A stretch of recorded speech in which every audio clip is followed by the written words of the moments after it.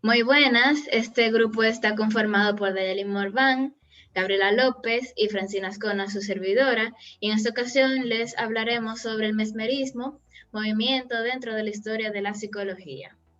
Trajimos unas tarjetas de memoria que harán este proceso un poco más interactivo. Comenzaremos con mi compañera Gabriela. Ok, yo voy a hablarles un poquito de qué es el mesmerismo. Este término proviene de su fundador, Frank Anton Mesmer, que fue un médico vienés que atribuyó el origen de las enfermedades orgánicas a supuestos fluidos impalpables que existen en el universo. Mesmer creyó que este tal fluido era vital para las actividades nerviosas de nuestro cuerpo y que los médicos podrían utilizar esta información para así curar y manipular las enfermedades en los pacientes. Se dice que esta práctica de los imanes fue de interés para Mesmer por el jesuita Hell. Ahora les voy a hablar un poquito sobre las premisas de este principio. Dentro de las premisas relacionadas con el flujo magnético está de que hay una influencia entre los cuerpos celestiales, la Tierra y los cuerpos animados. Las propiedades que componen al cuerpo humano presentan similitudes a las de un imán o cuerpo magnético. Existe un dominio mutuo entre los planetas y astros que influyen en el cuerpo humano. Los fluidos magnéticos presentes en el cuerpo humano están en el sistema nervioso. Los imanes son capaces de curar dolencias y afecciones médicas psicosomáticas. Y el principal que Mesmer defendía era que este principio puede curar enfermedades nerviosas directamente o de manera indirecta.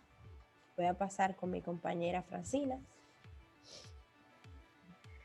Sobre cómo se manifestó el mesmerismo, el manipular este fluido que estaba presente en toda la existencia era utilizado para la curación de enfermedades que tenían la apariencia física, así como se mencionó anteriormente. La manera en que Mesmer experimentó fue dirigida primero por la utilización de los imanes, pero a partir de esto se percató de que el fluido en el que él creía se manipulaba, respondía a sus manos, concluyendo con que el magnetismo en realidad era animal y no mineral. En su terapia, que tenía unos aires de magia, espiritismo, entrando en trances y ocultismo, incluso se encontraba en una habitación que estaba acolchada para impartirla y la ambientaba con aromas y música. Daba golpecitos sobre las manos de sus pacientes con una varita mágica o con sus propias manos sobre las zonas afectadas. Realmente se convirtió en una sensación ganando popularidad. Ahora seguimos con mi compañera Gabriela. Ok, yo les voy a hablar un poquito de los resultados más relevantes que se pudieron encontrar. Uno de ellos fue el de la paciente Teresa Paradis, que esta fue una jovencita que tenía ceguera, fue tratada con cataratas por los mejores oftalmólogos de Viena, ya que ella era padrinada por una condesa. Y al ver los fracasos de estos oftalmólogos, Mesmer se propuso a curar a la joven. Luego de pequeñas y cortas secciones, ella comenzó a distinguir los contornos de los objetos y luces que se le ponían enfrente, pero ella tenía mejor visión cuando la ponía en un cuarto oscuro.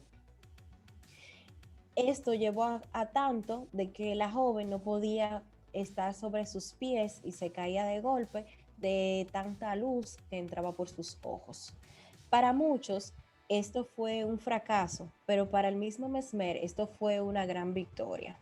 Tuvo éxito en París, alcanzando mucha popularidad, atrajo a muchos brillantes pensadores y también a países occidentales. Por otro lado, trajo una ola de escepticismo e indignación, además de que muchos países se interesaron en su trabajo y quisieron llevarlo a los mismos.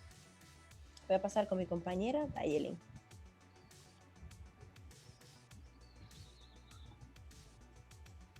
¿Por qué fracasó el mesmerismo? Todos sabemos que la popularidad, el prestigio y el éxito en general a menudo vienen acompañados del fracaso y este caso en particular no representa una excepción. Podríamos decir que el fracaso del mesmerismo estuvo determinado no por un factor, sino que por varios de ellos. En primer lugar, debemos mencionar que las fundamentaciones de Mesmer en cuanto a su teoría eran sumamente débiles. Las premisas no parecían partir de una base científica o sólida, y aunque en cuanto a la práctica los resultados parecían ser positivos, lo anteriormente mencionado dio paso a una interpretación desacertada sobre lo que de verdad estaba ocurriendo. En otras palabras, se cuestionaba que la eficacia de los métodos de Mesmer fueran consecuencia de un probable acierto en sus hipótesis, pues estas eran consideradas como poco creíbles. Gracias a esto se levantó una sospecha de que el magnetismo animal era irreal o falso, y que las curaciones podían ser justificadas o explicadas por otros fenómenos. Por otro lado, Mesmer tuvo que enfrentarse a la frustración de no haber podido curar a una de sus pacientes que sufría de ceguera. Así como también a la muerte de uno de sus seguidores, que murió precisamente siendo sometido a una de las tantas prácticas de Mesmer. Esto, en conjunto con las dudas que ya existían sobre sus métodos, lo condujeron a una ineludible caída, siendo catalogado como fraude.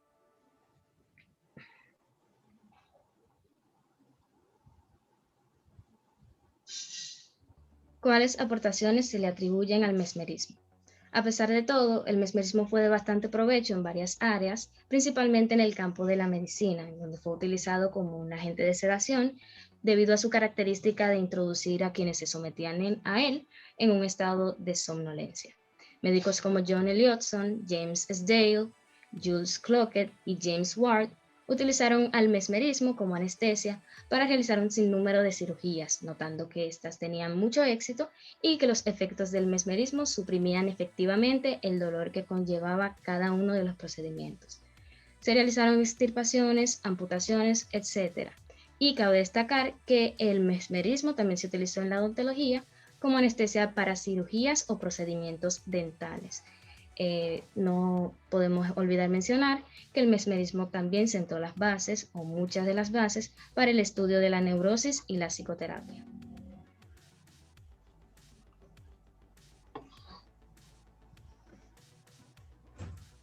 Para concluir, no podemos olvidar mencionar que años después se descubre que la razón por la cual las curaciones llevadas a cabo por Mesmer fueron exitosas era que éste utilizaba la sugestión mental con sus pacientes. En otras palabras, sus prácticas en sí no producían acciones curativas reales, sino que los pacientes, al estar 100% persuadidos de la eficacia de sus métodos, producían en sí mismos, sin saberlo, un efecto terapéutico que eliminaba, dentro de comillas, sus molestias. A partir de esta nueva información, entonces nace la hipnosis, un término introducido por James Braid en 1843, quien describió y utilizó la técnica para experimentar la inducción de ciertas personas a un estado de trance o somnolencia. A partir de ese entonces, médicos de todo el mundo investigaban la hipnosis para el tratamiento de enfermedades o afecciones, y dentro de estos médicos se encontraba Sigmund Freud, quien esperaba utilizarla como tratamiento para sus pacientes de histeria. Por último, nuestra valoración como grupo. Consideramos que la teoría de Mesmer tenía una base poco racional, pues ni él mismo supo darle una explicación basada en la ciencia, y puede que se aprovechara de su popularidad y el control mental que ejercía sobre las personas. Pero aunque en su época fue criticado y tachado como ocultista, fue útil en el sentido de que le abrió paso a las terapias psicológicas y sus métodos se utilizaron como anestesia en la medicina. Tuvo potencial y tal vez su éxito se hubiera prolongado si las prácticas se hubieran manejado de una manera más ética y haber revelado información importante sobre el alcance del poder de la mente. Esto es todo. Damos las gracias por su atención. Sí.